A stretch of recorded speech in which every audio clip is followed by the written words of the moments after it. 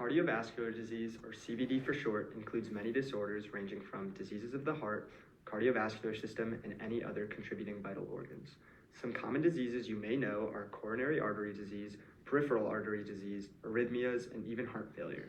While there are many risk factors for cardiovascular disease, including obesity, poor diet, and physical inactivity, hypertension is the strongest risk factor for almost all different cardiovascular diseases required.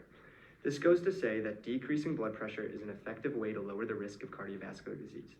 Another common risk factor among young adults is a low aerobic capacity. Increasing VO2 max, which is the highest amount of oxygen the body can use during intense exercise, is another effective way to combat the risk of obtaining cardiovascular disease. The theory that correlates with our intervention is the health belief model. The health belief model explains people's likeliness to engage in healthy behaviors based on their belief level of 5 key factors: susceptibility, perceived severity, perceived threat, perceived benefits, and perceived barriers.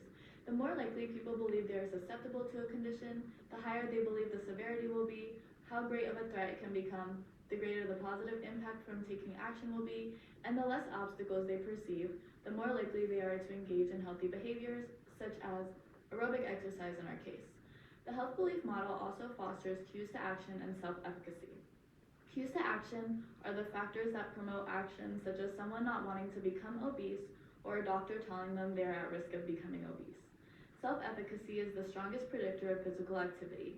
This is the belief in oneself to perform a certain behavior or achieve a certain outcome when given the resources. In our intervention, we will be providing all the resources necessary to our members in hopes to create a sense of self-efficacy when participating in this aerobic intervention.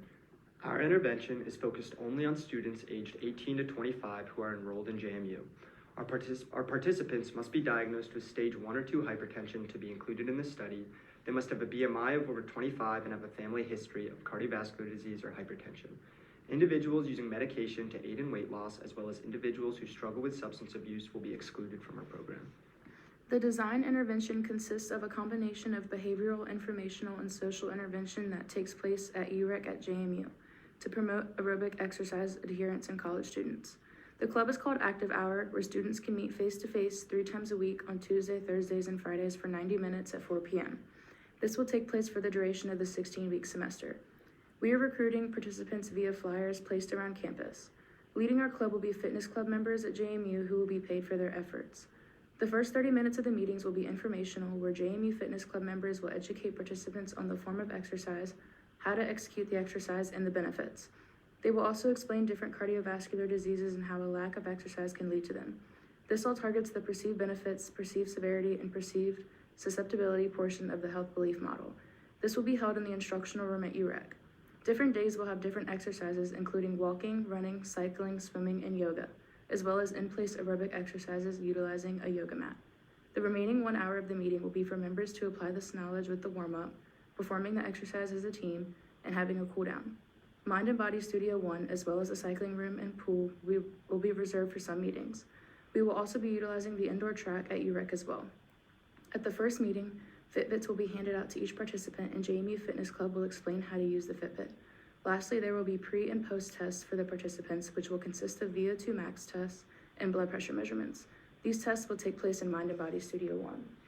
During our intervention, we will be using 3 different outcome measures, including the Omron Series 10 blood pressure monitor, the G3 electronic VO2 max bike, and the Fitbit Charge 6. Both the blood pressure monitor and bike will be used as a pre- and post-test to determine how effective the intervention is for lowering the participants' blood pressure and increasing their VO2 max. The blood pressure monitor can be used once a week also to determine the progress each person is making on decreasing their blood pressure. The VO2 max bike can also be used once a week to determine any and what progress the participants are making on increasing their VO2 max. The Fitbit Charge 6 will then be used to track each participant's activity during the meetings, along with their sleep and activity outside of meetings. This way we can be sure people are pushing themselves properly and taking the necessary steps to move forward in the intervention. We are utilizing UREC as our location for our intervention. Since our participants are aged 18 to 25 and JMU students, they will all have a JAC card so they can get into UREC for free. We will purchase a VO2 max bike for the pre- and post test that will be gifted to UREC after our intervention concludes, for other individuals to utilize for their health. We are also purchasing yoga mats, goggles, Hokas, Fitbit, blood pressure cuff monitors, Lululemon gift cards, Nike gift cards, and a 1-year membership to Pump 24. which will be for our participants to keep. Other than those costs in our budget, we also have snacks for each meeting as well as drinks. We will also have shirts for everyone. Our budget totals to $48,905.98. We are expecting to find a decrease in risk for cardiovascular disease due to an increase in aerobic capacity, which is measured by VO2 max, as this was shown to have a strong correlation with cardiovascular disease risk factors. A lower blood pressure, as aerobic exercise lowers blood pressure, and those with an increased blood pressure have a higher chance of developing cardiovascular disease risk factors as well.